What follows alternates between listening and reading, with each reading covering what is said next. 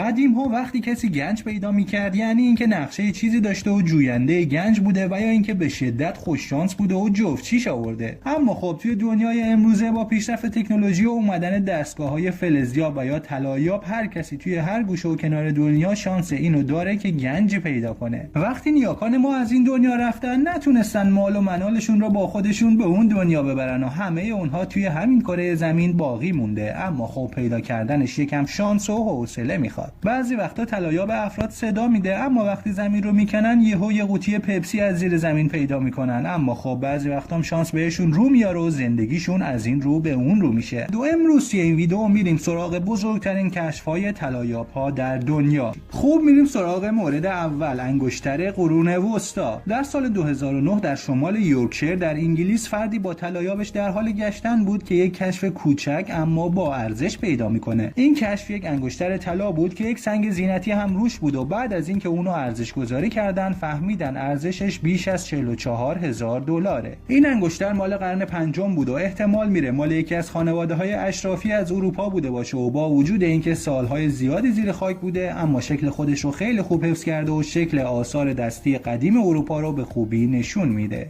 دیو کریسپ. در سال 2010 مرد انگلیسی به نام دیو کریسپ در سامرست در انگلیس با طلاییاب خودش یک گنج بزرگ رو پیدا میکنه که شامل 50,000 سکه رومی بوده. این سکه ها که اکثرا از نقره و برنز ساخته شده بودن داخل یک گوی سرامیکی انداخته شده بودن و گفته میشه مال 253 سال بعد از میلاد مسیحه. دیو گفت که این بزرگترین کشف دوران زندگیشه و بعد از اون این گنج به قیمت محرمانه‌ای به فروش رفت که بین صاحب زمین و دیو تقسیم شد.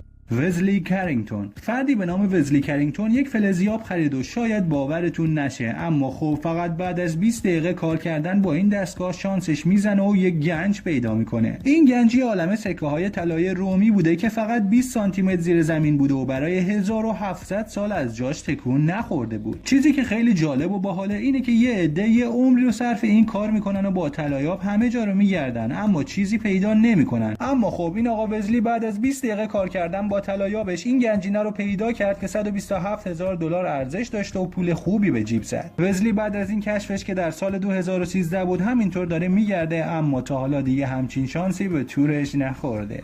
کلیف برادشاو. در سال 2001 فردی به نام کلیف برادشاو مثل همه افراد این لیست داشته با طلاییاب خودش ور میرفته که یک جام طلا رو در منطقه کنت کانتی در انگلیس پیدا میکنه. بعد از اون با کلیف برادشاو که یک دانشجو هم بود از طرف موزه انگلیس تماس گرفته میشه و اون جام رو به قیمت 520,000 دلار ازش میخرن. قدمت این جام به زمانی برمیگشت که به عصر برنزی معروف بود و باور بر این بود که در اون زمان همه از ظرفای برنزی استفاده میکردن اما خب این کشف ثابت کرد که پولدارها همیشه هوای خودشون رو دارن. اگرچه این جام مچاله شده و نمیشه توش چیزی خورد اما به هر حال توی موزه ملی انگلیس به عنوان یک گنجینه به نمایش عموم گذاشته شده.